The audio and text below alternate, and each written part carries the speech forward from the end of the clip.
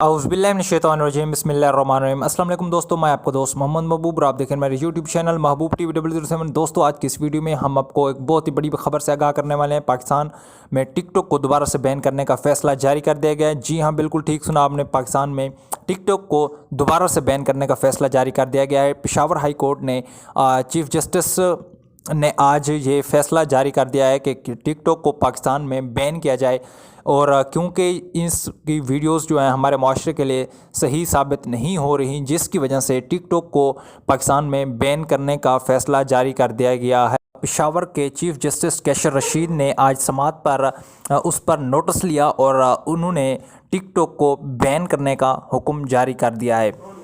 لوگوں نے Peshawar high court میں یہ درخواست دائر کرائی تھی کہ ٹک ٹاک ہمارے معاشرے میں غیر اخلاقیت کو آگے لے جا رہا ہے اور ہماری نوجوان نسل کو خراب کر رہا ہے، جس کی وجہ سے چیف جسٹس نے فوری اس میں نوٹس لیتے ہوئے احکامات جاری کر دیے ہیں کہ ٹک ٹاک کو فوری طور پر پاکستان میں بین کیا جائے۔